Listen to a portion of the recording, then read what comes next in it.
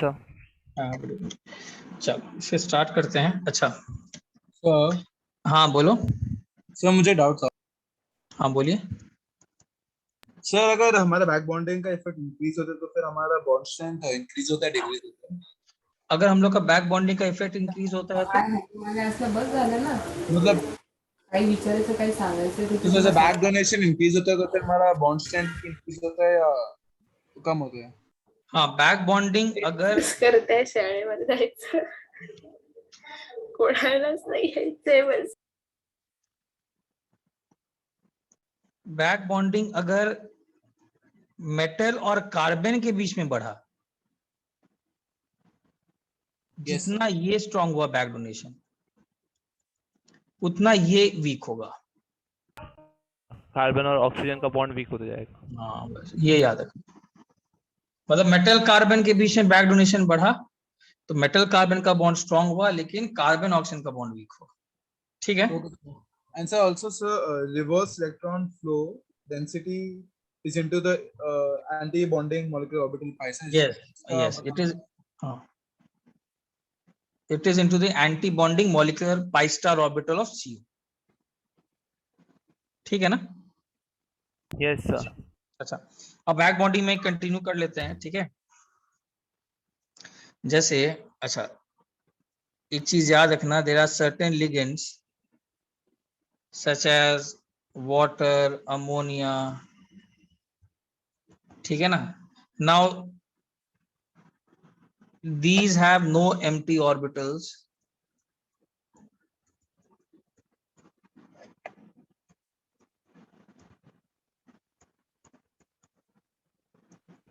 of। हाँ बोलो। सर हम लोग फैक्टर्स कंटिन्यू कर रहे हैं ना? हाँ बैक बॉन्डिंग लास्ट टाइम कर रहे थे। ठीक है। Yes, for accepting electron density,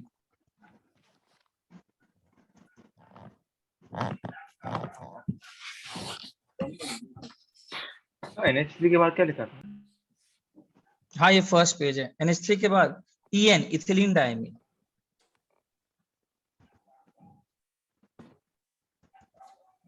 देखो ये बोलना चाह रहा हूं, जैसे तुमको ऐसे भी क्वेश्चन आ सकता है कि compare CrCO6 and CrCONH36, sorry, compare the bond order।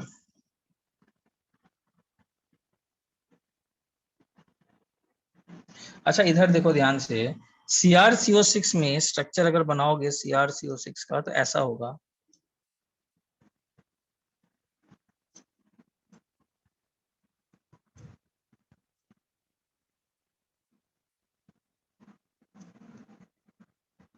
ठीक है। अच्छा यार इन ऐसे समझो कि this back donation in CrCO6 will be distributed amongst how many CO groups? मान लो यहाँ पर 100 इलेक्ट्रॉन्स है, जस्ट फॉर दैट मान लेते हैं 100 नहीं, मान लेते हैं हम लोग कम से कम 120 इलेक्ट्रॉन्स है क्रोमियम के पास जस्ट। सो ये 120 electrons will be distributed amongst how many? 6 sir. Basically पर को कितना मिलेगा, हर को कितना मिलेगा? 20। और यहाँ पर CO जो होगा 120 का वही CR will be distributed upon 3। यहाँ पर हर को मिलेगा कितना? 40। मतलब जस्ट मैंने एक मैथमेटिकल एग्जांपल दिया।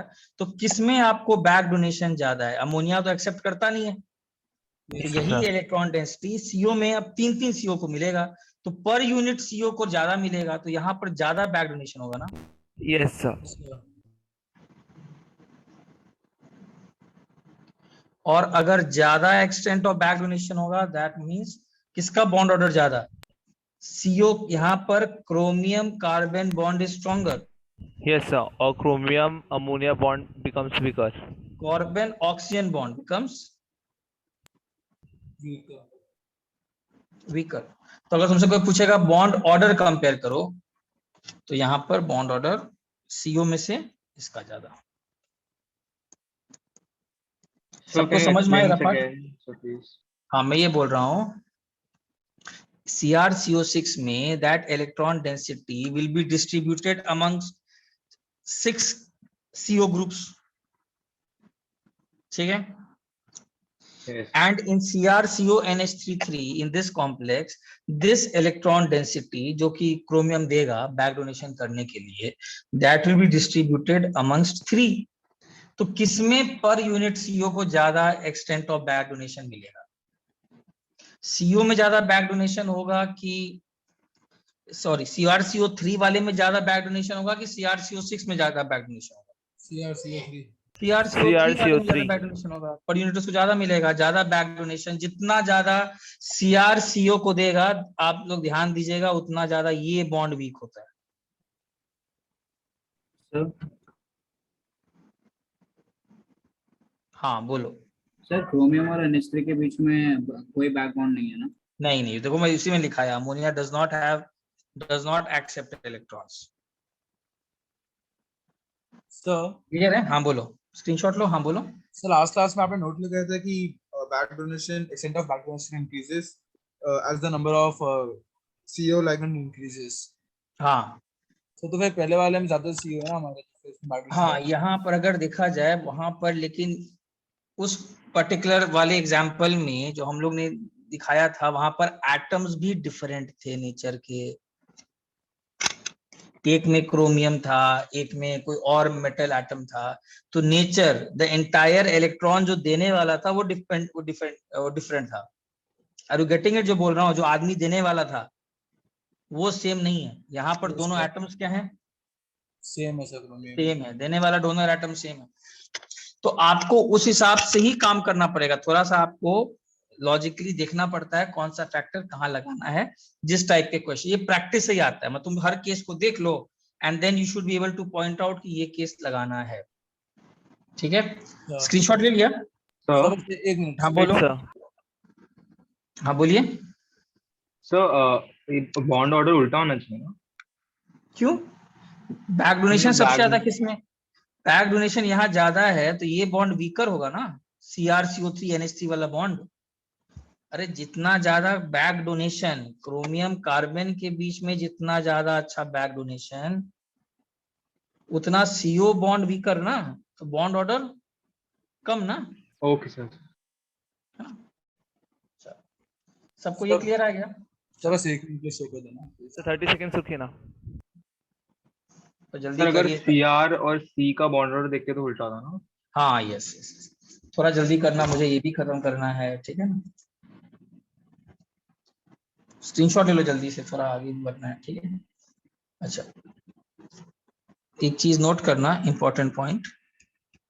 PF3 भी एक स्ट्रॉन्ग पाई एसिड लिगेंड है.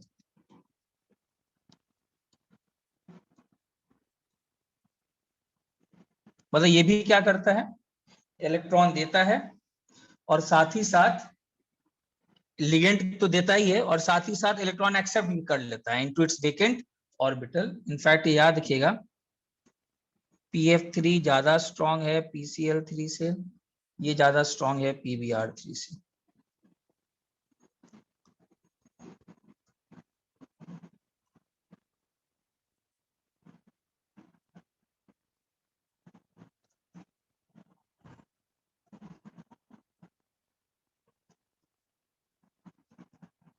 सबको समझ में आया? PF3 भी कुछ ऐसे होते हैं to accept electron pair from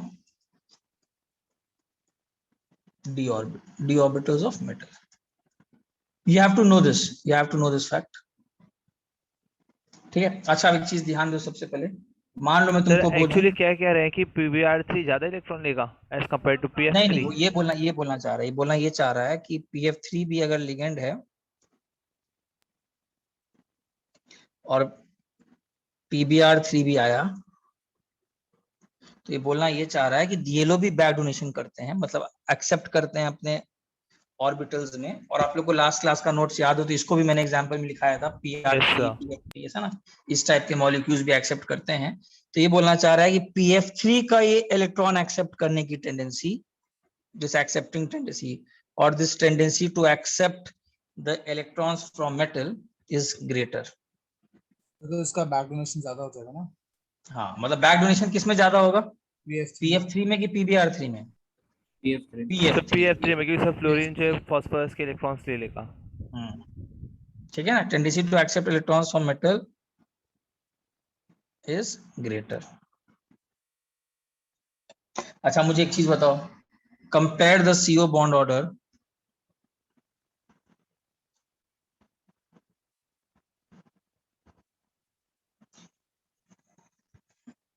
if pi acid strength, मतलब PF3 का अगर CO से ज्यादा है, मुझे बताओ किस केस में बॉन्ड ऑर्डर ज्यादा होना चाहिए, NiCO4 में और NiCO3 PF3 में? बताओ। CO4 में। सही से सोचो, सही से सोचो। अच्छा इधर देखो ध्यान से, NiCO4 में, NiCO4 में क्या, देखो देखो NiCO4 है, ऐसे समझो ना, निकेल के पास कुछ इलेक्ट्रॉन क्लाउड है जो 4 CO को दे रहा है।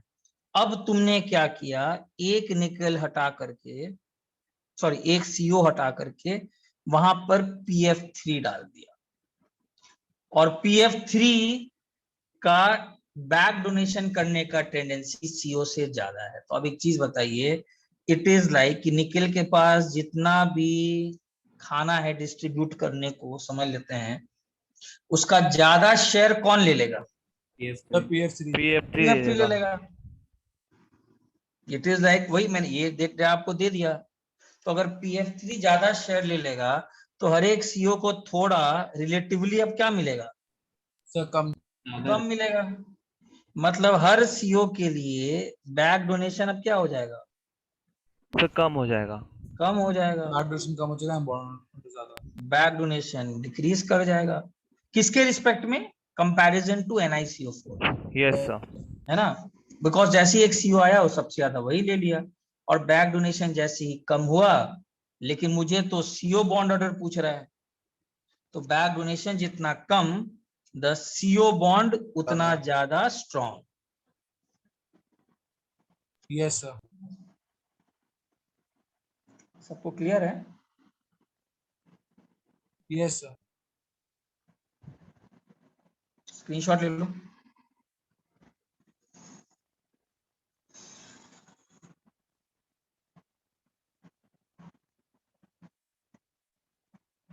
चलो एक सेकंड के लिए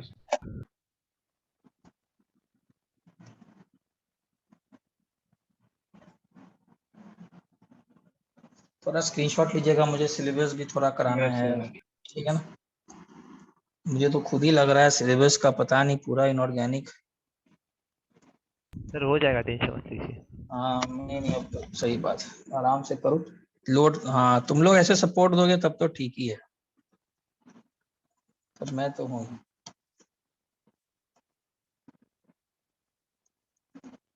अच्छा इधर देखो, ये भी एक अच्छा क्वेश्चन बन जाता है, NiCO3 एंड PF3। यार देखो इसमें भी सिंपल सा काम ये है, आप कंपेयर करना होता है, तो ये देखो कॉमन है 3 CO, यहां पर बस PF3 लग गया है, और यहाँ पर क्या लग गया है? Methyl group. हाँ methyl group.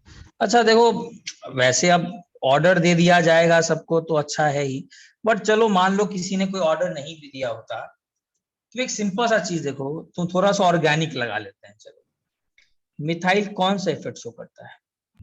Sir inductive. Plus आई। यस। और फ्लोरीन कौन सा इफेक्ट शो करता है? माइनस आई। माइनस आई। तो एक चीज बताओ, अगर रिलेटिवली देखा जाए ज्यादा इलेक्ट्रॉन कौन खाएगा? PF3 खाएगा कि PF3 खाएगा।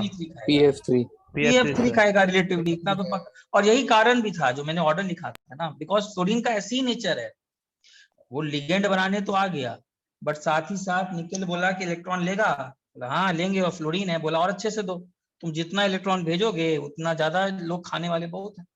तो PF3 में यहाँ पर due to minus I effect of fluorine, यहां पर ज्यादा इलेक्ट्रॉन खाएगा, तो यहां पर बैक डोनेशन क्या होगा? कम कम हो जाएगा। किसके कंपैरिजन में? as PME3 compared to हाँ NiCO3 PME3 PME3 रिलेटिवली थोड़ा कम खाएगा मतलब, ठीक है ना। इनफैक्ट थोड़ा सा प्लस आई रिपल्शन करेंगे, बोलेंगे यार ऑलरेडी बहुत है, उतना नहीं खाएंगे। तो यहाँ पर रिलेटिवली बैक डोनेशन कम हो जाएगा, यहाँ ज्यादा ना। ज्यादा हो जाएगा। निखिल PME3 को उतना नहीं दे पाएगा, CO हर एक CO को थोड़ा ज्यादा मिलेगा। तो मुझसे तो पूछ रहा है CO बॉन्ड ऑर्डर, किसका बॉन्ड ऑर्डर ज्यादा होना चाहिए बताओ? क्लियर है? Yes sir. किसी को कोई डाउट है पूछो। So, six. ठीक है चलो। अच्छा एक और काम कर लेते हैं। अच्छा ये भी इंपॉर्टेंट है, नोट कर लीजिएगा। इन फ्री CO का मतलब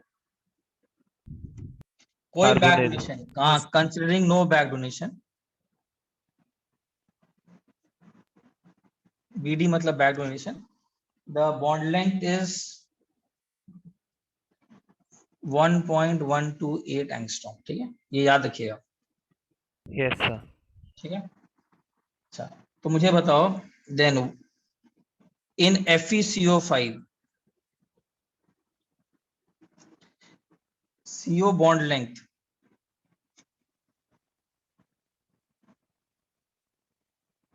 अगर x एंगस्ट्रॉम है तो what should be the value of x? It should be greater than 1.128। कौन सा करेक्ट है? और s should be less than 1.128। Sir greater than 1.128, क्योंकि फ्लोरीन कार्बन से इलेक्ट्रॉन लेने की कोशिश करेगा, जिससे कारण उन दोनों कार्बन और ऑक्सीजन के बीच में बॉन्ड थोड़ा कम हो जाएगा। यस। FeCO5 में क्या आएगा? FeCO5 में हो जाएगा बैक बॉन्डिंग, यस सर। है ना। FeCO5 में बैक बॉन्डिंग हो गया, तो इसका मतलब CO का बॉन्ड थोड़ा क्या हो गया? Weak हो गया. वीक हो गया। So length increase. CO bond weakens, so bond length Increases. increases। और ये IT का ही क्वेश्चन हो, ठीक है। Yes sir. सर एसिडिस आया था क्या? कौन सा? सर ये वाला क्वेश्चन एसिडिस आया था. हाँ ये J का ही क्वेश्चन, वही पूछ दिया मैंने। सर एडवांस में आया था। हाँ एडवांस का है, जिसमें दो क्वेश्चन एडवांस वाले ही, तो तुम लोग कर ही रहे हो तो अच्छी बात है। ठीक है, ये क्लियर है? Yes sir. अच्छा नेक्स्ट स्क्रीनशॉट ले लो। अच्छा एक और चीज कर लेना। तो एक बार लास्ट पेज दिखा दो। हाँ देख लो।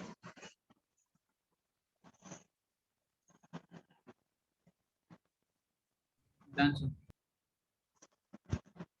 ठीक है। यानी कि हम लोग यहाँ पे ऑर्गेनिक वाला आई इफेक्ट, मेसोमेरिक इफेक्ट इसे सोच सकते हैं ना। हाँ ये सब केमिस्ट्री में nothing is as discrete, science is one pure science, कोई भी Yes. चीज उसे को नेगेट नहीं करता है। अच्छा then comparison of CO bond length. अच्छा ये एक टर्म याद रख लेना, मतलब इस पर ज्यादा कभी कभी इस टर्म पर क्वेश्चन आ जाता है। I am not asking you to go into the details of this, you should just know this term. यार हम साइंटिस्ट बहुत सारी बातें बोल तो दिए, लेकिन एक मेजर कैसे करते हैं, कुछ होना तो चाहिए जा करके बॉन्ड लेंथ मेजर करना। तो what they do is, this is known as a stretching frequency method. I am not going into कि अच्छा स्पेक्ट्रोस्कोपी का पार्ट है ये तुम्हारे को पढ़ाई नहीं करना है, तुमको जो टर्म जस्ट मैं बोलूं बस उसी पे ध्यान देना है। What is this stretching frequency method? देखो होता क्या है, बेसिकली ऐसे समझो, बॉन्ड ऑर्डर अगर बढ़ेगा तो इसका मतलब वो जो भी बॉन्ड है जिसकी आप बात कर रहे हो, बॉन्ड डिसोसिएशन एनर्जी भी क्या होगा? बढ़ेगा। बढ़ते जाएगा सर। तो आप ऐसे समझो कि उस बॉन्ड को अगर आपको स्ट्रेच करना हो, मान लो ये A बॉन्ड है, ये B बॉन्ड है, और ये बॉन्ड स्ट्रेंथ है बहुत ज्यादा, तो आप ऐसे समझो कि अगर आपको इस बॉन्ड को you have to stretch it, और बॉन्ड ऑर्डर बहुत ज्यादा है, तो इसको आपको एनर्जी देना पड़ता है, energy supply to stretch it. I can understand कि अभी इतना क्लैरिटी इसमें नहीं आएगा स्पेक्ट्रोस्कोपी में, मैं सिर्फ लास्ट में टर्म बताना चाह रहा हूँ, मेरा मेन पॉइंट वही है। तो बेसिकली इसको एक एनर्जी देना पड़ता है so as to stretch this bond. Yes, sir. This is known as stretching frequency. And what I want you to note down is only one term, that as bond order increases, bond dissociation energy increases, energy required to stretch the bond increases. So stretching frequency Increases. increases. तो बोलोगे sir एक question कैसे पूछता है यार, बताने का just इतना था कि कभी कभी वो क्या करेगा ना, बॉन्ड ऑर्डर नहीं पूछेगा, बॉन्ड लेंथ नहीं पूछेगा, थोड़ा बहुत ही बदमाश आदमी हुआ मतलब और परेशान करने का अगर आप लोगों को लाइफ में कोशिश किया तो क्या कर देगा, वो बोलेगा स्ट्रेचिंग फ्रीक्वेंसी बताओ किसका ज्यादा है, Yes, sir. किस सीओ में स्ट्रेचिंग फ्रीक्वेंसी ज्यादा है. तो एक्चुअली में करना क्या है, किस सीओ का स्ट्रेचिंग फ्रीक्वेंसी ज्यादा होगा, जहां पर बॉन्ड ऑर्डर ज्यादा होगा. Yes, हाँ, sir. और बॉन्ड ऑर्डर ज्यादा कहां पर होगा, जहां पर बैक डोनेशन Vibration कम होगा. कम होगा. तो काम वही है. तो you only have to know this term बस. Got it? Yes, sir. ठीक है.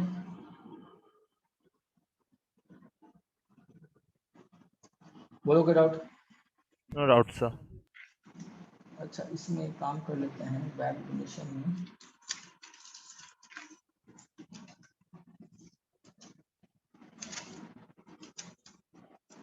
हाँ, तो मेरे ख्याल से we have finished with all this. जितना हम लोग को करना था एक बार देख लेता हूँ. बैक बॉन्डिंग भी ओवर है.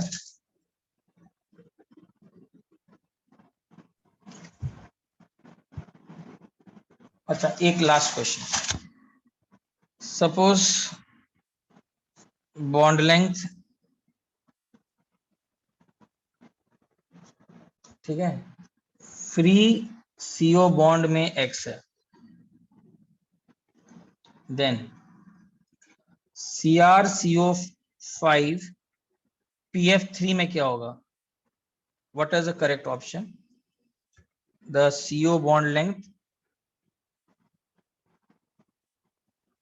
तीन options, greater than x, less than x, equal to x. बताओ कौन सा correct option?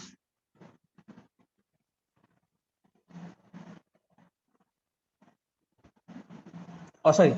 So bond length, sorry, bond length in CrCO6. Sorry.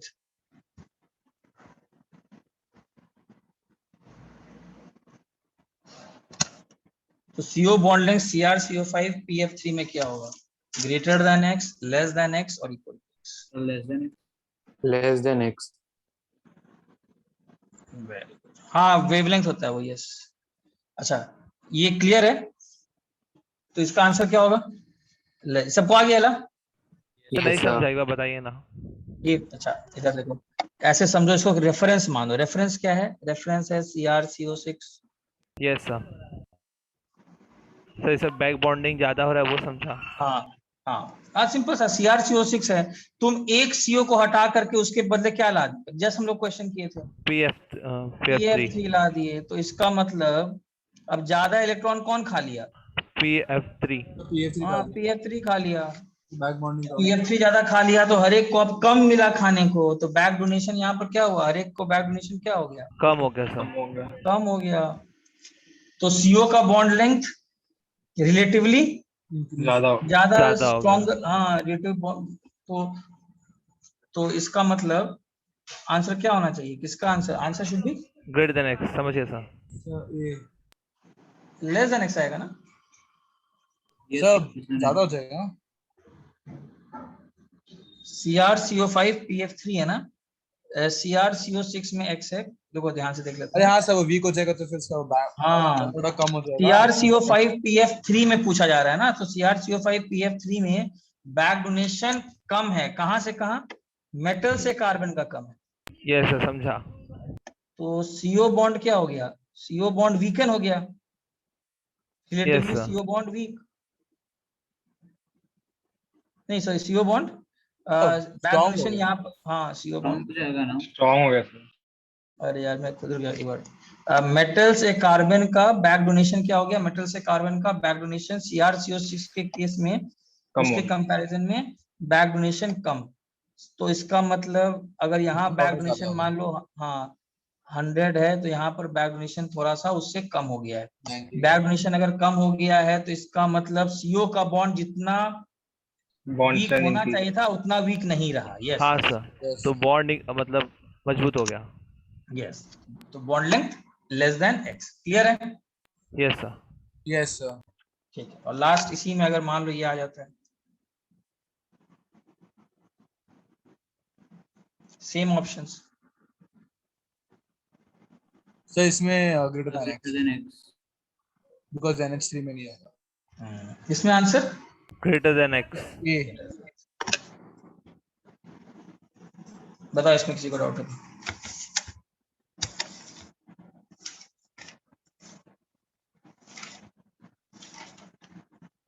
No doubt sir. चलो आगे बढ़ रहा हूँ, ठीक है? सर बस 20 सेकंड दीजिए ना प्लीज। हाँ बोलो कौन सा? अभी ये लेक्चर के बाद, आज के बाद मुझे ख्याल से और 3 लेक्चर मैक्स, 3 या 4। ठीक है, चलो आगे बढ़ूं। सर इसके बाद कौन सा चैप्टर है? इसके बाद तो यार देखते हैं GIC स्टार्ट करेंगे या फिर इनऑर्गेनिक का S ब्लॉक P ब्लॉक सबसे जल्दी से स्टार्ट करेंगे। ये लेक्चर बाकी है। कोऑर्डिनेशन कंपाउंड्स एक बहुत important chapter and a very big chapter, ठीक है ना? ठीक है ना, बहुत बड़ा चैप्टर है यार ये सब। तो चलो एस आगे ब्लॉक बढ़ूं। पी ब्लॉक तो थियोरी है ना पूरा? हाँ पूरा थियरी है, लिखते जाऊंगा, मतलब ठीक है समझना तो है, लेकिन लिखते जाना, कॉपी करते रहना है। कहीं कहीं तो लॉजिकल पॉइंट्स हैं ही, इंपॉर्टेंट नोट्स तो बनाने ही है, सिंपल सा बात। अच्छा आगे बढ़ो अब, है यस ना? सर। अच्छा अब देखो इसमें क्या है, तो बैक बॉन्डिंग इज ओवर।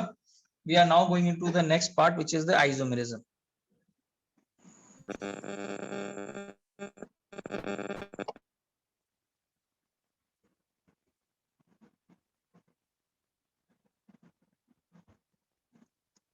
अच्छा, कोऑर्डिनेशन कंपाउंड्स का आइसोमेरिज्म जो है exactly same as that of जैसा हम लोग किए थे फॉर ऑर्गेनिक में जो तुम किए होगे, ठीक है?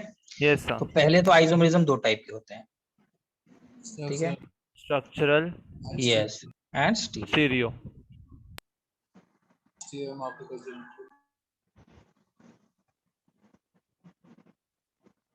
तो इसमें भी हम लोग वही सेम काम करेंगे, एक स्ट्रक्चरल लेंगे और एक कौन सा लेंगे, स्टीरियो लेंगे, ठीक है? मेरे ख्याल से आप लोग को स्ट्रक्चरल का इस सब का डेफिनेशन मालूम ही होगा। Molecular formula same, yes sir. मॉलिक आइसोमेरिज्म मतलब molecular formula same, connectivity of Properties. Ligands क्या होंगे, डिफरेंट। डिफरेंट। different.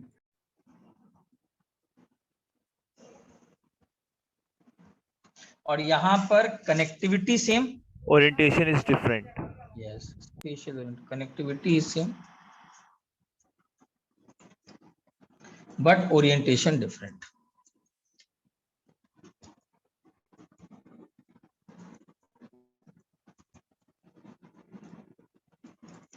ठीक है, और इसके अंदर भी 2 आते हैं, आप लोग को ये मालूम होगा, एक geometrical, Optical. And then optical. Optical, ठीक है?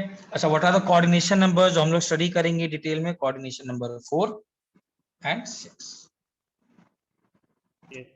क्लियर है? ये हम लोग को स्टडी करना है। तो आगे बढ़ो, अब स्क्रीनशॉट ले लो।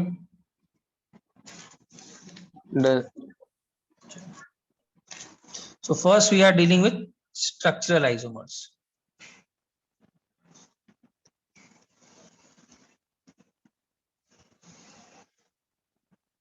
अच्छा, ये सब स्टीरियो पे नहीं जा रहे हैं, स्ट्रक्चरल पे जा रहे हैं, ठीक है?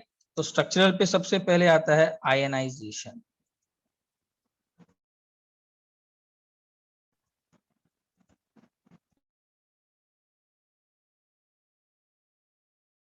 सर स्क्रीन फ्रीज हो गया।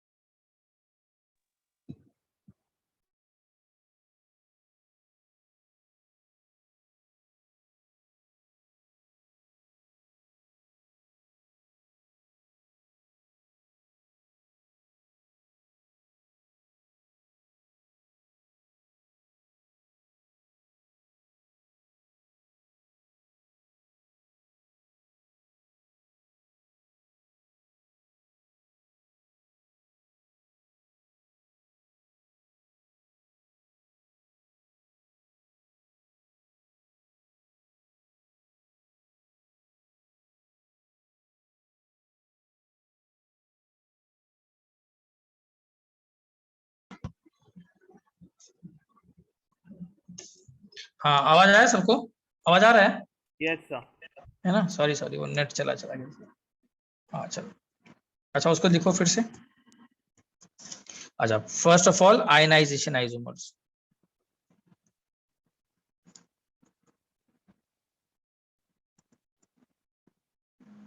देखो, आयनाइजेशन आइसोमर्स क्या होते हैं? Compounds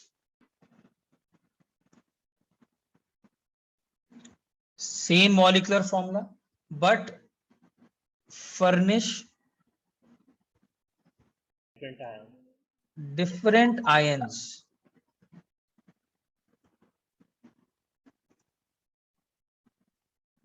in aqueous solution। ठीक है, and these are distinguished by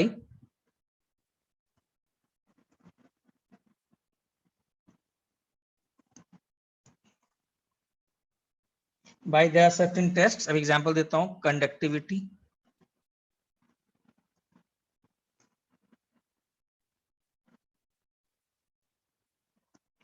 and these are distinguished by qualitative analysis।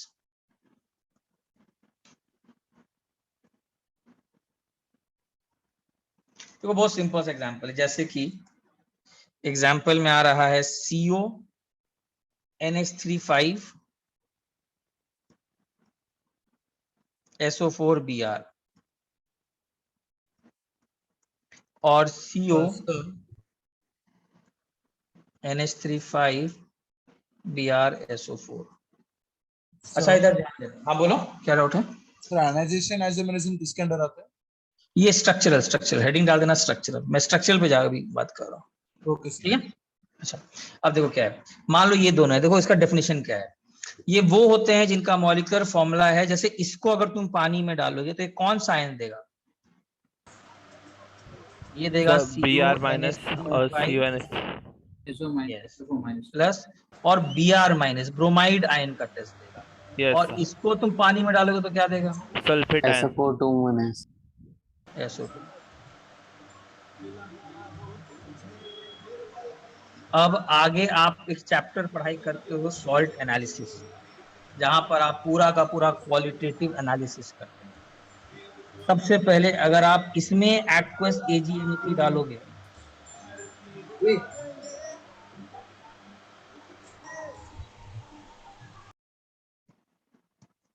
अगर आप इसमें एक्वस AgNO3 डालोगे तो यहाँ पर कौन सा प्रेसिपिटेट बनेगा? AgBr। AgBr। और AgBr AgBr का पेल येलो प्रेसिपिटेट बनेगा। सर ये सब कलर भी याद रखने हैं।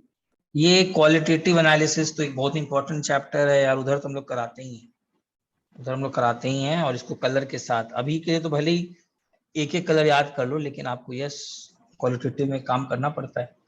एक्वस एजेंसी यहाँ डालोगे कोई प्रेसिपिटेट नहीं मिलेगा। तुम क्या, बहुत सारे सॉल्ट एनालिसिस हैं सब, और प्रैक्टिकल अभी तो स्कूल तो बंद है, तो स्कूल में भी करते हैं सब टेस्ट। तुम यहाँ BaCl2 डालोगे एक्वस, कोई प्रेसिपिटेट नहीं मिलेगा। लेकिन यहीं पर तुम BaCl2 डालोगे, तुमको प्रेसिपिटेट मिलेगा। कौन सा? BaSO4 VSO4। White colour. Sir हम लोग ऐसे अच्छा, थियोरेटिकली प्रेडिक्ट कर पाएंगे कलर कौन सा होने वाला है? नहीं, वो नहीं कर सकते हो। थोड़ा बहुत तो आइडिया ले सकते हो, GIC में थोड़ा बहुत आइडिया बता सकते हैं, लेकिन एग्जैक्टली पूरा का पूरा नहीं कर सकते हो हर एक मॉलिक्यूल का। यस। अच्छा, अब इधर ध्यान दो, एक और चीज कर सकते हैं। तो एक ये तो हो गया क्वालिटेटिव एनालिसिस से पता लगा कंडक्टिविटी किसका ज्यादा होगा। यार सिंपल सा चीज है, यहाँ पर पहले वाले केस में कंडक्टिविटी देखा जाता है प्लस चार्ज है, +1 का चार्ज है। अरे कंडक्टिविटी मतलब क्या है? इलेक्ट्रिक फील्ड डाल दोगे और चेक करोगे कौन सा किसकी तरफ भाग रहा है तेजी से। तो यस जिस सर। पर ज्यादा मैग्नीट्यूड ऑफ चार्ज होगा उसका कंडक्टिविटी भी क्या होगा? ज्यादा। ज्यादा होगा। तो इलेक्ट्रोकेमिस्ट्री में कंडक्टिविटी भी चेक करते हैं, इसका कंडक्टिविटी ज्यादा होगा। Yes sir.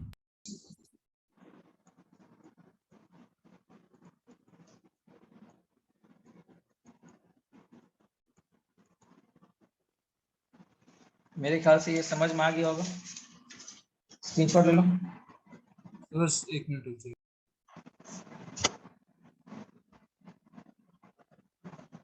मतलब बाहर के काउंटर आयंस क्या हैं दोनों केस में? डिफरेंट हो गए, ठीक है ना? Yes, और sir. This is an example of कि they are called ionization isomers of. Yes.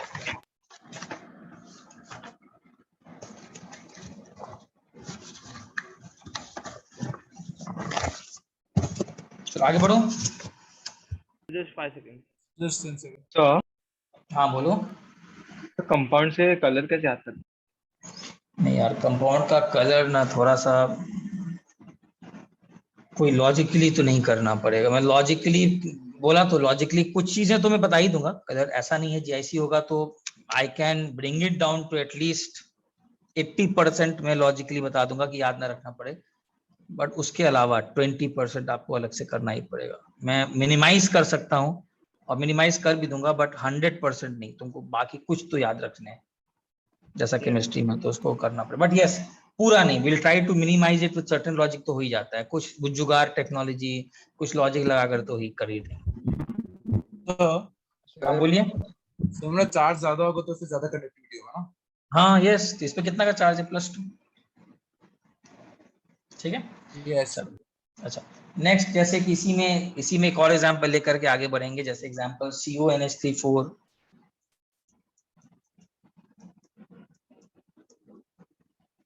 Br2Cl, और यहाँ पर CONH3 4,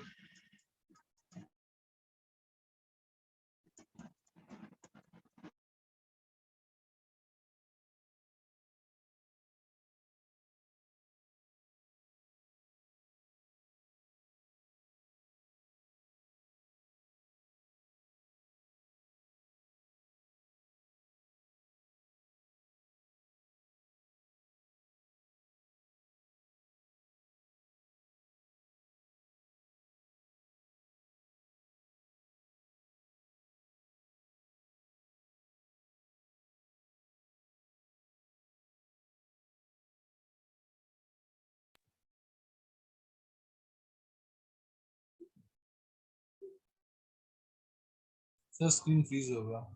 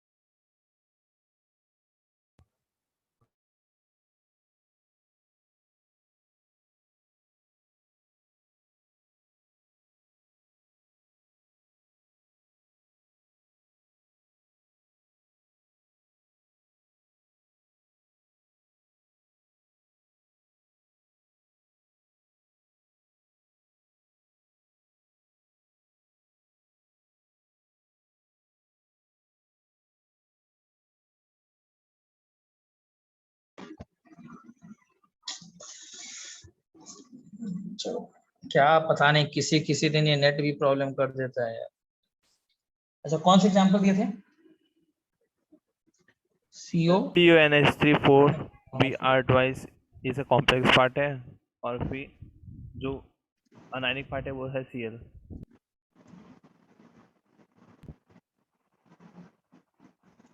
अच्छा, इसमें एक्वस एजिंग से डालोगे तो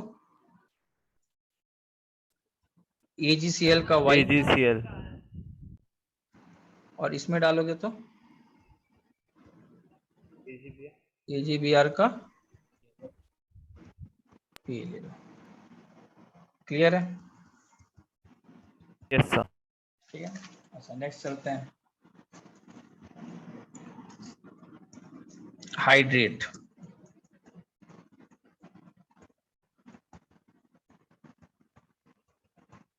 this is also known as solvate isomerism. Sir एक क्वेश्चन था हाँ बोलो। सर, AgNO3 क्यों बार बार हम लोग इस्तेमाल कर रहे हैं?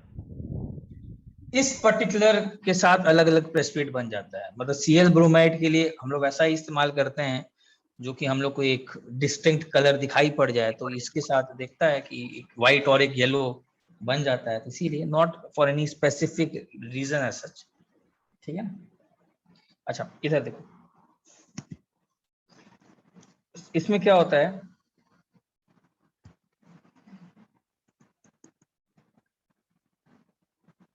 in this case isomers are different in number of water molecules.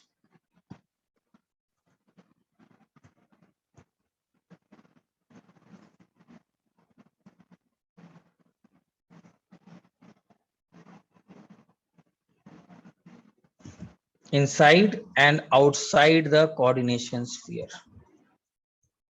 CS मतलब या लिख देता हूं coordination sphere.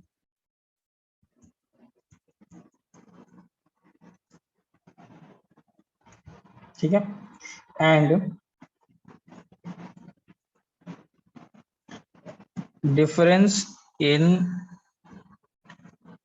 number of water molecules as ligands and free solvent molecules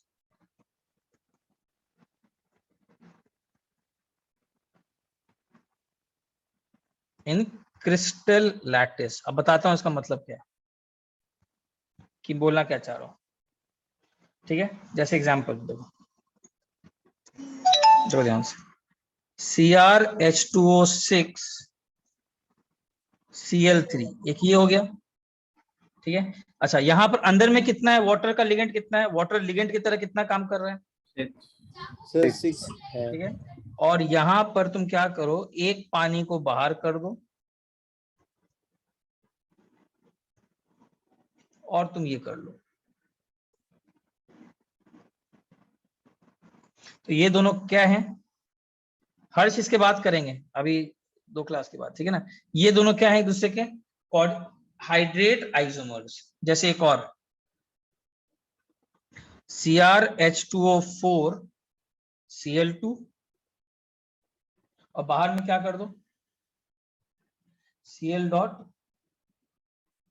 कितना H2, ओ सॉरी यहाँ पर तो एक H2 डालो, 2H2।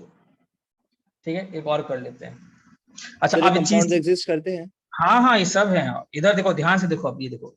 अच्छा what does this dot mean, what does this dot, this dot is water nothing of but crystallisation. Water of crystallisation. तो ये पानी के मॉलिक्यूल हैं कहाँ, पहले तो ये क्वेश्चन आता है सर ये हैं कहाँ। The salt species. Yes, this water of crystallization is present in the vacant spaces. Solid state की हो गया, अगर कि नहीं करोगे तो हुआ है क्या solid state? नहीं सर अभी बाकी है। जी सर। हाँ, तो सॉलिड स्टेट में ना कुछ गैप्स होते हैं, वॉइड्स, उस क्रिस्टल लैटिस में ये प्रेजेंट होता है। तो मैं ये बात इसलिए बता रहा हूं क्योंकि अगर हाइड्रेट आइसोमेरिज्म शो किया तो इसका मतलब पानी अंदर में और पानी बाहर में डिफरेंस होना चाहिए। मतलब कोई पानी जो बाहर गया वो वाटर ऑफ क्रिस्टलाइजेशन बन जाएगा। मतलब कि वाटर ऑफ क्रिस्टलाइजेशन के लिए एक लैटिस होना चाहिए जिसमें अंदर वो रहेगा। और लैटिस कब बनेगा, जब एक कटायन होगा और एक अनायन होगा। तो कहने का मतलब फाइनल कंक्लूजन, बहुत बच्चे क्या करेंगे सर, ये कर देते हैं सर, सुनो ध्यान से इस पॉइंट को।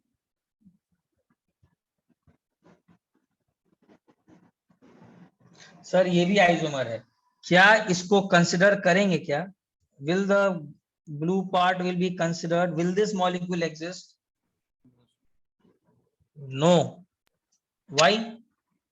जब तुम डॉट 3H2O लिखे तो तुम बोल रहे हो कि वो वाटर ऑफ क्रिस्टलाइजेशन है, और अगर तुम वाटर ऑफ क्रिस्टलाइजेशन बोल रहे हो तो उसको किसमें प्रेजेंट होना है, वेकेंट स्पेसेस। हाँ वेकेंट स्पेसेस में, वेकेंट स्पेसेस में, कॉम्प्लेक्स नहीं, वेकेंट।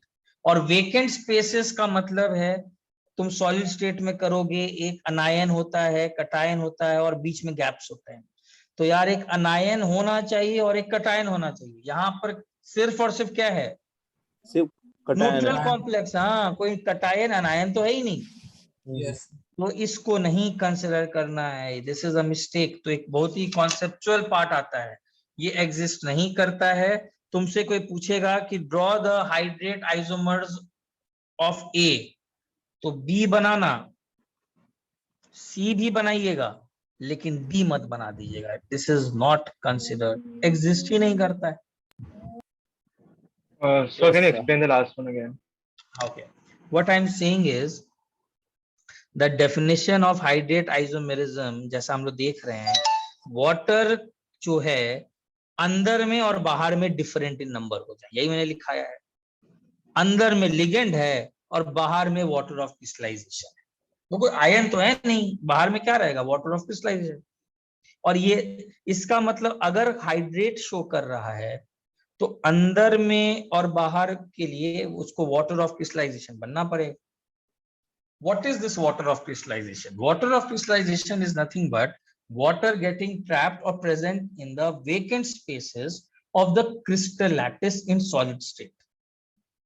Solid state में packing होता है, lots of packing, cation, anion, cation, anion, और उनके gaps के बीच में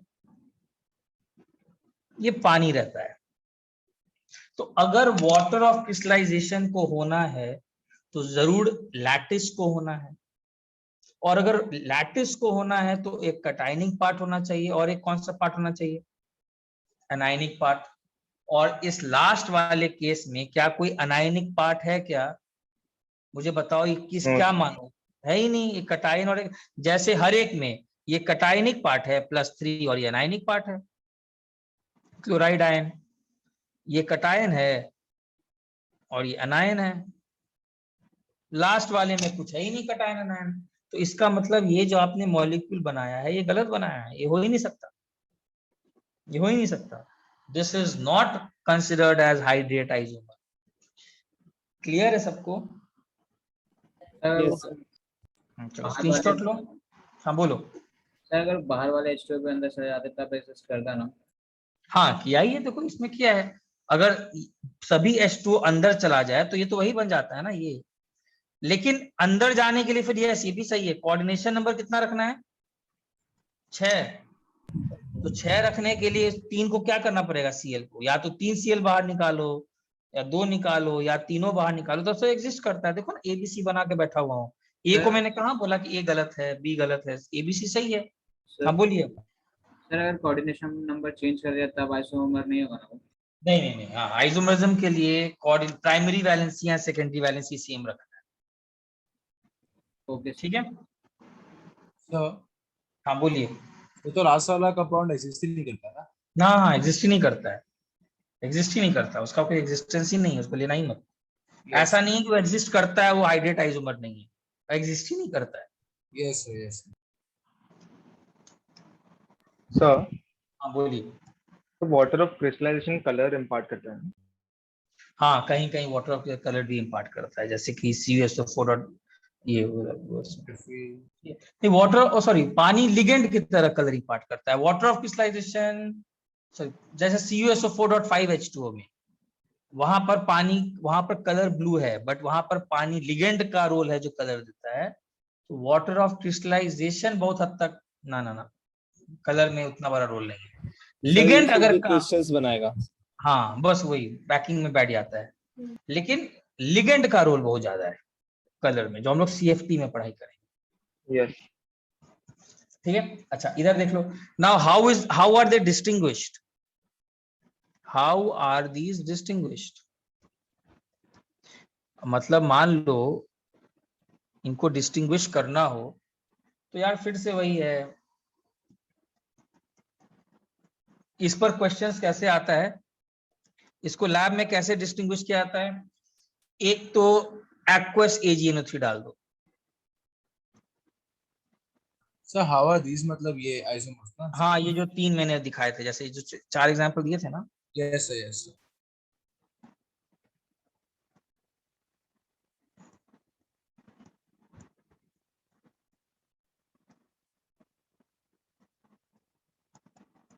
मतलब ये अलग हैं, पहले ये तो पता लगाना पड़ेगा ना मॉलिक्यूल को देख करके कि ये अलग तो हैं। Yes sir. 2 तरीके हैं यार। एक चीज बताओ, सब में अगर एक्वस AgNO3 डालोगे तो क्वालिटेटिव एनालिसिस टेस्ट तो फेल कर जाएगा, बिकॉज सब में कौन सा प्रेसिपिटेट मिलेगा, White precipitate. व्हाइट। तो qualitative analysis fails, yes, but एक चीज कर सकते हैं, यहाँ कितना मोल AgCl मिलेगा? 3 मोल। 3। यहाँ कितना मोल मिलेगा? 2। और यहाँ कितना मिलेगा? 1। So what we do is we go for a quantitative analysis.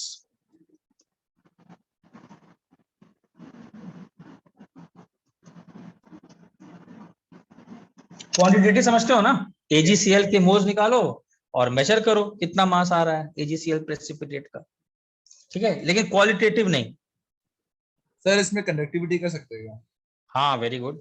अभी दूसरा पॉइंट बोलने वाला है, जो तुम और भी टेस्ट कर सकते हो। You can also measure them on the basis of, distinguish them on the basis of conductivity.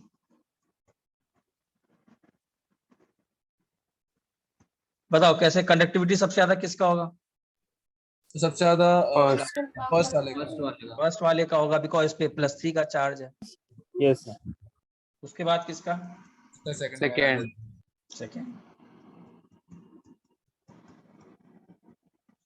ठीक है, ये भी कर सकते हैं। अच्छा, इसमें एक और काम करते हैं जो एक बहुत अच्छा क्वेश्चन बनता है। They are also distinguished by reaction with concentrated H2SO4.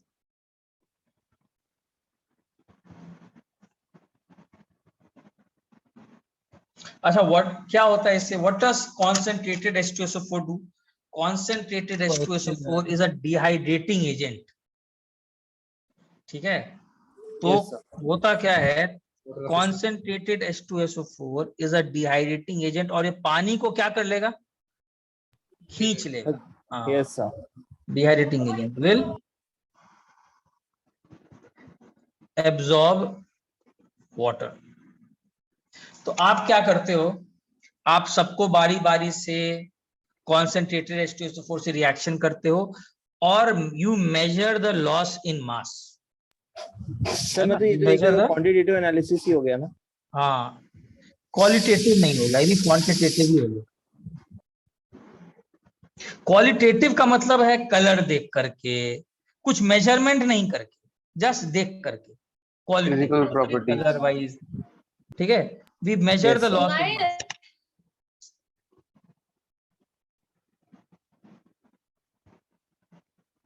Clear है? Yes sir. हाँ, तो अरे कितना आवाज आता है आप लोग में से किसी किसी लोगों का। अच्छा, इधर देखो, तो कॉन्सेंट्रेटेड एक डिहाइड्रेटिंग एजेंट है, ये वाटर एब्जॉर्ब कर। अच्छा, जैसे 1 वाला, उसमें कॉन्सेंट्रेटेड H2SO4 डालोगे तो क्या होगा? क्या कोई लॉस होगा मास में? नहीं होगा। वाई नहीं सर, सेम नहीं होगा? बिकॉज पानी तो वाटर ऑफ प्रेशराइजेशन एब्सेंट है ही नहीं। हाँ, वो वाटर ऑफ क्रिस्टलाइजेशन को अब्सॉर्ब करता है, will absorb water of crystallisation, ligand को नहीं। लिगेंड कोवेलेंट बॉन्ड बना के बैठा हुआ है। बाहर में लॉस इन मास होगा, तीसरे वाले में भी लॉस इन मास होगा। तो आप सबको कॉन्सेंट्रेटेड H2SO4 डालिए, major the loss in mass and you distinguish ये ऐसे थे। बोलो, किसी को कोई डाउट? सर हाँ बोलिए। सर H2SO4 डालने से कोऑर्डिनेशन स्फीयर पे कुछ इफेक्ट नहीं होता क्या? नहीं, कुछ नहीं, अंदर वाले कुछ नहीं, वो कोवेलेंट बॉन्ड्स। बाहर वाला जो वाटर है वो वाटर ऑफ क्रिस्टलाइजेशन को एब्जॉर्ब कर लेता है, तो पहले जितना मास था फाइनली मास थोड़ा कम हो जाएगा। समझ गया? Yes sir. आपने लास्ट में क्या लिखा है? मास और we measure the loss in नहीं, ये अलग है। Will absorb water of crystallisation, यहाँ पे उसे लिख देता हूँ।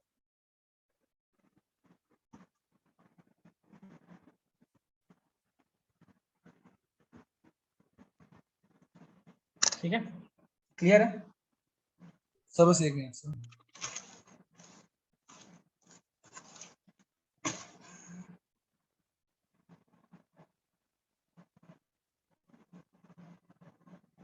तो इसमें कौन सा एनालिसिस करते हैं, क्वांटिटेटिव की क्वालिटेटिव? ज्यादातर क्वांटिटेटिव। क्वालिटेटिव नहीं करते। क्वालिटेटिव मतलब कलर, स्मेल, ये सब देख करके पता लगाना। इसमें कलर उलर कुछ नहीं, सब में एक ही आ रहा है। क्वालिटेटिव तो एक्सपेरिमेंटल। हाँ, ये मेजरमेंट वाला बेस्ड। चलो, अब नेक्स्ट इज लिंकेज। दिखा दो। एक सेकंड। हाँ, थैंक यू। ठीक है।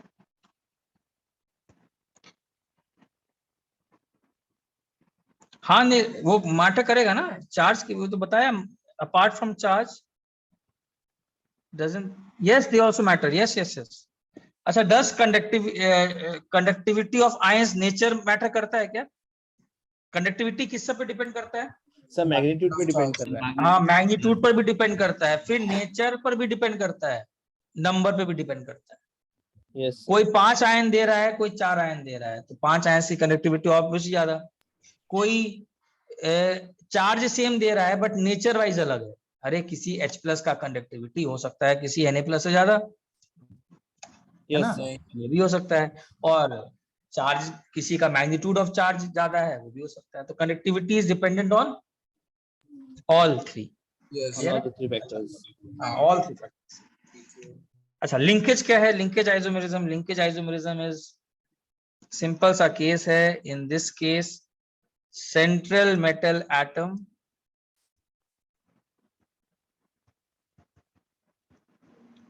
और ion have different linkages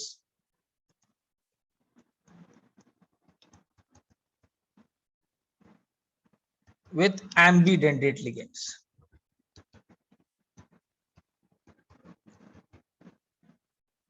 ठीक है, सिंपल सा काम है। जैसे लिगेंड्स डिफरेंट होने चाहिए, जैसे एग्जांपल CO NH3 5, उसके बाद NO2Cl2, और दूसरे केस में क्या? CO NH3 5 और दूसरे में लिंकेज कौन सा?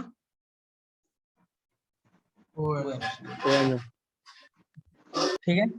और ये याद रखना, ये कलर रेड पाया गया है, और नहीं, ये येलो पाया गया, सॉरी।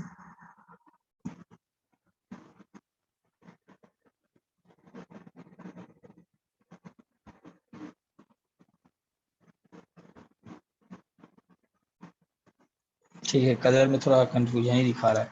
चलो ये एक और देते हैं एग्जांपल मेरे को। M NH3। अच्छा बताओ, इसका कौन कौन सा बन सकता है? जैसे मान लो मैंने ये बनाया, देखो ध्यान से, M NH3 और यहाँ पर 3 रखना, ठीक है? M NH3 3 और NCCl। चलो किसी ने ये लिखा है,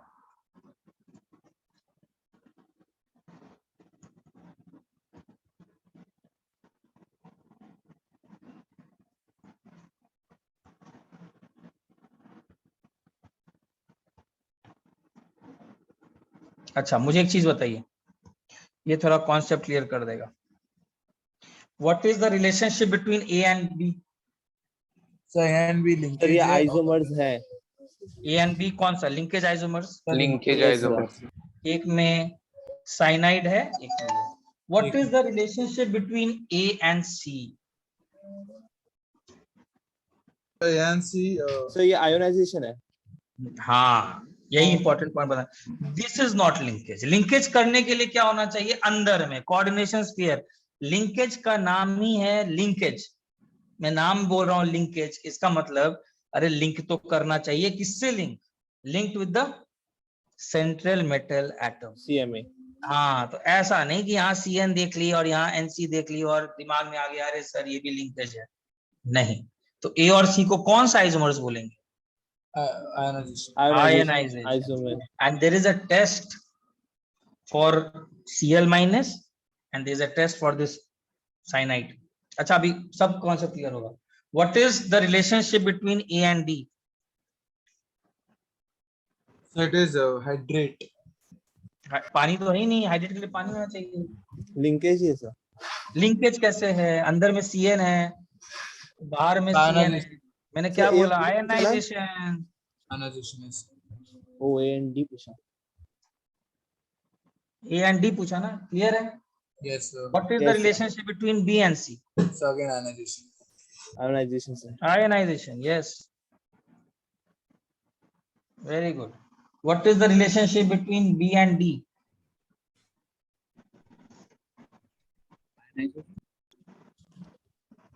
सर इस Ionization. Linkage नहीं, why? अरे लिंकेज वो के लिए CMA से अटैच हाँ नहीं है. CN वही एक बार होना चाहिए metal. CN should be linked. That is the very important word. Linked मतलब कोवेलेंट बॉन्ड की बात कर रहा हूँ, बाहर में नहीं कि एक CN अंदर और एक CN बाहर में बैठा हुआ है. Yes. What is the relationship between C and D?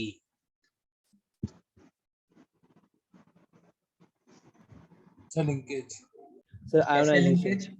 Sir, but बाहर है ना. देखो अब यहाँ लिंकेज है नहीं. देखो ध्यान से, बहुत अच्छा क्वेश्चन ये भी था. दे आर सेम. यस अब देखो प्रॉब्लम क्या है यार, ये कटायनिक है और ये अनायनिक है यार. यहाँ कोई कोवेलेंट बॉन्ड है क्या? No, sir. No sir. कोई कोवेलेंट बॉन्ड तो तुम यहाँ पर Cn माइनस है कि Nc माइनस है कुछ डिसाइड कर सकते हो क्या? Because those bonds are what? Those bonds are non covalent. Non-covalent. Non covalent, non directional. Yes, sir. Got it. ये सब ध्यान दो इसको. अब भले ही हम लोग लिखते हैं NaCN, लेकिन NaNC लिखो कि कभी देखे हो क्या NaNC? Have you heard NaNC sir? नहीं सर. नहीं सुने हो. वाई? बिकॉज NaNC लिखो कि NaCN लिखो, बात क्या है? बराबर. बराबर है. सेम. बिकॉज वो आयनिक कंपाउंड है, वो एक डायरेक्शनल होगा तब ना लिंक के जाएगा. CN से बॉन्ड की कार्बन से bond, that is just a cation and anion. So ये भी एक अच्छा ट्रैप था. लोगों को लगता है इसको क्या बोले, अरे ये दोनों किसी तरह लिखने का तरीका अलग लिख दिया. जनरली हम लोग को लिखना चाहिए D के फॉर्म में, अच्छा लगता है, NaCN बढ़ते आए हैं. लेकिन जब ये कोई आयनिक बॉन्ड हो, it is non directional, they are same. सबको क्लियर हुआ ये बात? Yes, sir. Yes sir. ठीक है, चलो स्क्रीनशॉट लो. तो लिंकेज आइसोमर एक ही है ना? एक ही हाँ relation. लिंकेज एक ही है, ए और बी. लिंकेज आइसोमर एक ही है, ए और बी. चलो आगे बढ़ो. So just 10 seconds. और सी और डी का भी लिख लेना, अच्छा क्वेश्चन था वो. सी और डी रीजन क्या आएगा, तो कई लोग उसमें भी कंफ्यूज हो जाते हैं. डीप चीजें हैं, मतलब छोटी छोटी चीजें हैं, बट होता क्या है कि कॉन्सेप्ट नहीं रहता है तो फंस जाता है. लगता है कि क्या है सी और डी को क्या बोले. ठीक है, यस सर. क्लियर है? अच्छा नाउ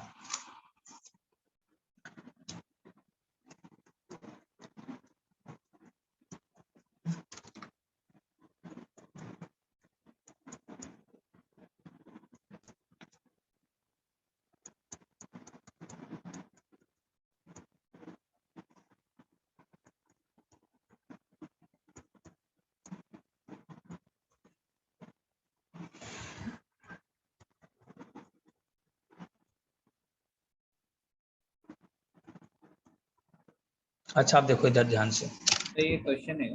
हाँ ये भी देखो. इसमें क्या है ऐसा,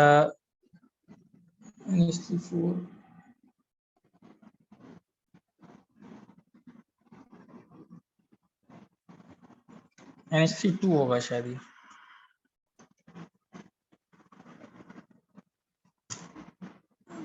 ठीक है मैं देख लेता हूँ, शायद मुझे क्वेश्चन जेई का ही क्वेश्चन. अच्छा इधर देखो, मुझे सिर्फ एक चीज बताना है. I check on this data, मुझे याद नहीं आ रहा अभी, बट कोऑर्डिनेशन. अच्छा इस केस में याद रखना, in this case NO2 acts as a bidendate ligand. आप लोग को याद है मैंने एक चीज बताया था, there are certain ligand which are flexidentate. Yes sir बताया था आपने. एंड NO2 माइनस मैंने एग्जांपल में लिया था कि NO2 हाँ, सर. माइनस कहीं कहीं कर सकता है, ये वो केस है. तो अब मुझे एक चीज बताना, यहाँ पर 1 2 और 3 इसको भी याद रखिएगा. लिंकेज में भी ऐसा नहीं कि आइसोमेरिज्म एक बाइडेंडेट की तरह काम कर रहा है, उसको भी नहीं मानता है लिंकेज. 2 और 3 को लिंकेज माने जाएगा. Yes, sir. यस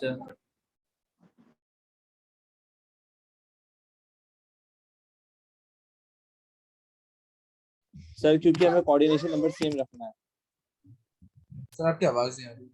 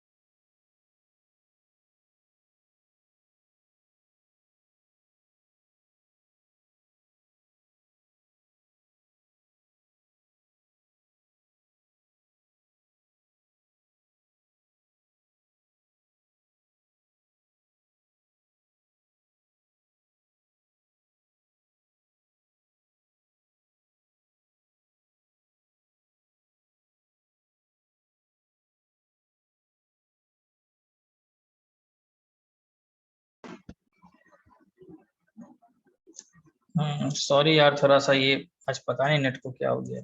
अच्छा, वो एग्जाम्पल नोट किया था क्या? Yes sir. नोट कर लिया था तुमने? स्क्रीनशॉट ले लिया था? सर मैं ग्रुप में भेज देता हूँ। हाँ ग्रुप में, ठीक है, उसको बस स्पेशल केस में याद रख लेना। तो नेक्स्ट हम लोग कर रहे हैं। एक्सप्लेन कर रहे थे कुछ। सर अच्छा, ये वो बता रहा था, वो उसमें क्या था, PTNH3 4 सर 2 था। नहीं 4 ही रखो, मेरे ख्याल से मुझे लगता है 4 ही होगा। कोऑर्डिनेशन ये है, इसमें क्या है, ये बाइडेंडेट की तरह काम कर रहा है।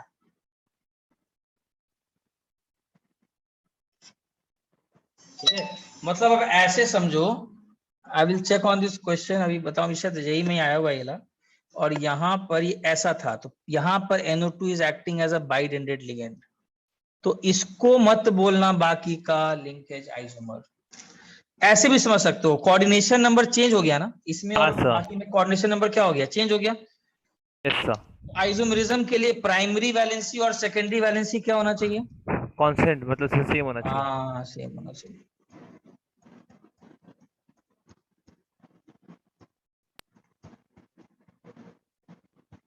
क्लियर है? Yes sir. चलो, उसके बाद आता है coordination isomerism.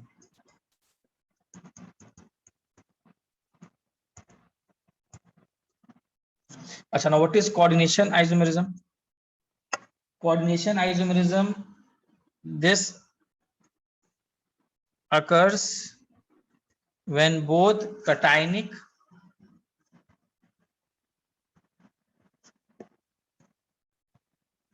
and anionic part is complex.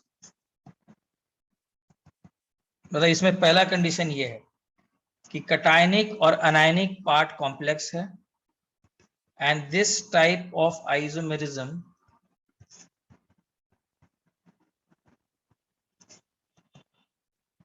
is due to exchange of ligands between cationic and anionic coordination spheres. Screenshot लो, बताता हूं।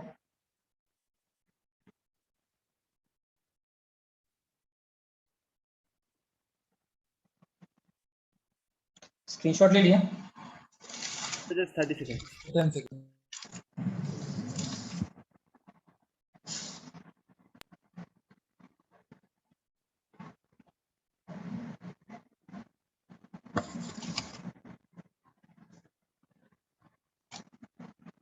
देखो, जैसे एग्जांपल,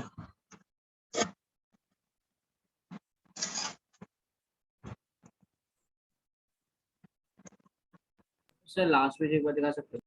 हाँ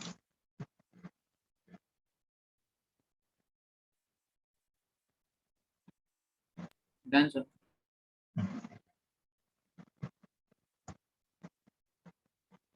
अच्छा, इधर देखो, CONH36 CrNO26, जैसे इसके मुझे बनाने हैं कोऑर्डिनेशन आइसोमर्स।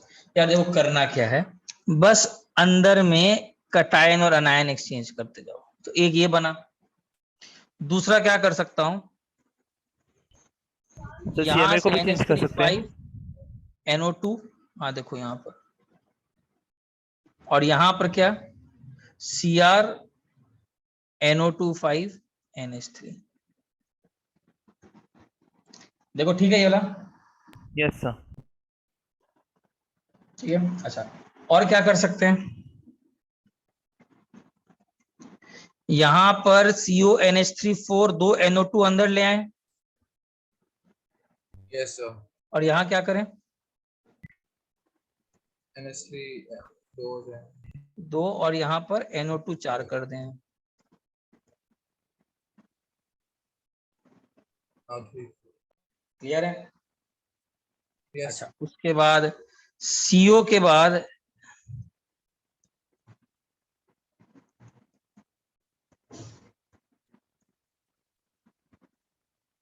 सर जब तक एक पार्ट का कोऑर्डिनेशन नंबर चेंज नहीं होता तब तक वो आइसोमर ही रहेगा ना? हाँ, कोऑर्डिनेशन नंबर चेंज नहीं करना। यस, कोऑर्डिनेशन नंबर चेंज नहीं करना। अच्छा, अब मुझे एक चीज देखो ध्यान से, मैं एक्सचेंज करते जा रहा हूँ कोऑर्डिनेशन नंबर, इधर ध्यान देना, सो इधर एक चीज नोटिस करें, ध्यान दीजिएगा सर, यहाँ पर कितना का ऑक्सीडेशन स्टेट होगा, याद है मैंने हीट एंड ट्रायल से बोला था बनाने, ये शायद +3 आएगा, ये भी +3 आएगा, यस सर, यस सर, तभी तो कटायन पे +3 का चार्ज और इधर कितना का चार्ज -3।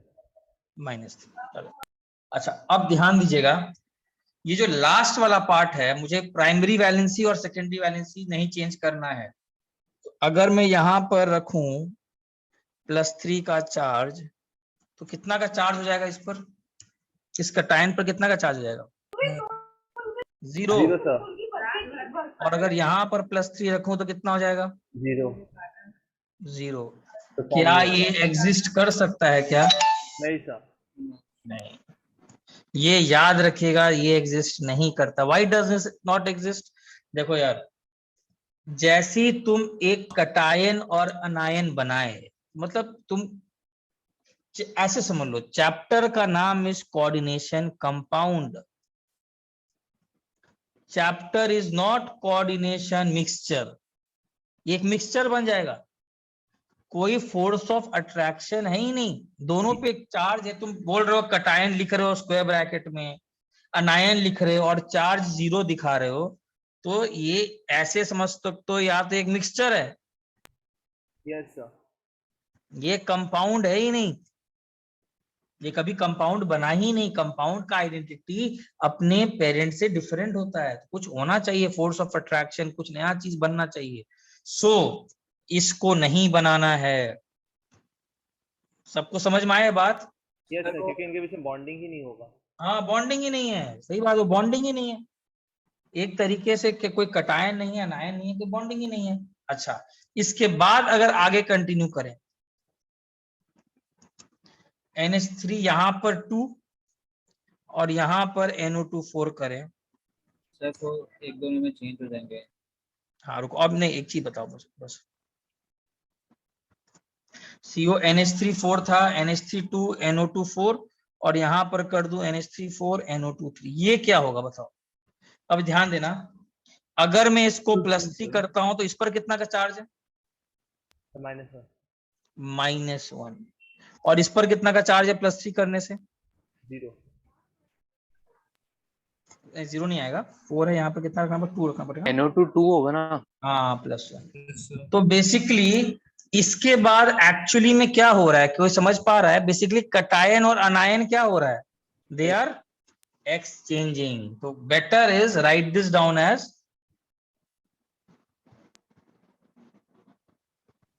सर जो ऊपर है वही है क्या?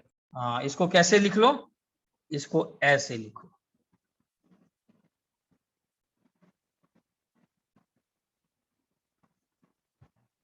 सबको समझ में आया। इसके बाद क्या हो गया, यस सर, यस सर, जो कटायन था वो यहाँ पर क्या रूल बन के गया, जो खिलाफ होगा। कटायन था वो क्या बन गया, अनायन। अनायन बन गया। Oh, yes, understand. ऐसे लिखिए इसको, better write this as, yes sir, ये हम लोग रूल को फॉलो करने के लिए ना, कि पहले हाँ रूल को, यस, पहले किसको लिखते हैं, पहले किसको लिखते हैं, कटायन बाद को, में आना है। और बाद में किसको लिखते हैं, अनायन। इसके बाद क्या आएगा बताओ, इसके बाद अगर लिखना हो, इसके बाद मैं रूल फॉलो कर रहा हूं तो CrNH3 कैसे लिखूंगा, CrNH3 5 NO2, Yes, sir. Yes sir, और CO कैसे लिखूंगा, NH3 तो सेकंड वाले जैसा होगा। NO2 ऐसे लिख सकता हूँ, तो Yes, ये sir. तो ऊपर वाले कंपाउंड से रिपीट हो गए हैं। Sir, +2 आ कैसे जाएगा। रिपीट हुआ, Minus Cr कैसे रिपीट हुआ, वहां Cr में NO2 5 था, यहाँ Cr में NH3 5 है, तो yes sir, yes sir, yes sir. और लास्ट में क्या लिख सकता हूँ, लास्ट में Cr NH3 6, और यहाँ क्या लिख सकता हूँ, NO2 तो इसमें से टिक मार रहा हूं, ये चलेगा, ग्रीन वाला सही है, तीसरा सही है, फोर्थ वाला सही है, ये भी सही है, इसमें से चार्ज दिख लेना, कोई चार्ज 0 वाला नहीं है ना, नहीं सर, सर अगर मेटल सेम हो गया तब भी आइसोमर्स 2 ही आएंगे ना। हाँ मेटल सेम हो गया तब तो ये, लेकिन कोऑर्डिनेशन का मतलब ही होता है different metal atoms, different metal atoms. Okay sir. Ligand should be, लिख लो, लिगेंड्स, तो अगर वो सेम ही हो गया तो मतलब बस उस न्यूट्रल कॉम्प्लेक्स जैसा हो जाएगा। हाँ न्यूट्रल कॉम्प्लेक्स हो गया, तो both ligands coordinated to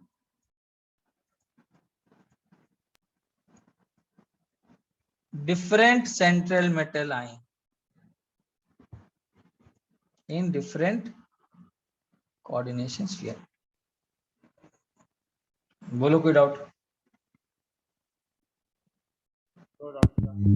sir आपने ऊपर क्या मैंने ये बताया कि कोऑर्डिनेशन आइसोमरिज्म के लिए दोनों मेटल एटम्स अंदर में क्या होने चाहिए। देखो यहाँ कोबाल्ट है और यहाँ पर क्या है, क्रोमियम है। अगर दोनों सेम हो जाएंगे तो इसका मतलब वो सेम वैसा नहीं, डेफिनेशन यही है, both ligands are coordinated to different central metal ion in different coordination sphere. And then उसके बीच में कैसे बनाते हैं, वी एक्सचेंज लिगेंड्स। बस हाँ पार्थ हो गया ऐसे रख रहा हूं, बट एक चीज बस काफी रखना, इसको जरूर मत देखना जिसमें दोनों जीरो है, दोनों जीरो वाले को इमिट करना, वो एक ट्रैप है, उससे बचिएगा। अब बोलो अभी तक किसी को कोई डाउट है तो? No doubt sir, absolutely clear. चलो ठीक है, आज फिर इतना रखते हैं। नेक्स्ट क्लास हम लोग को कंटिन्यू करना है विथ कॉर्ड आइसोमरिज्म, एक और क्लास चलेगा stereo. After that I think 2 lectures या मैक्स 3 लेक्चर्स खत्म हो जाएगा। चलो देवेन, बाय एवरीवन। सर हाँ बोलो। Yes, sir. Thank you. MT में कितना कोऑर्डिनेशन कंपाउंड है? यार इसका तो नहीं कुछ बोल सकते हैं।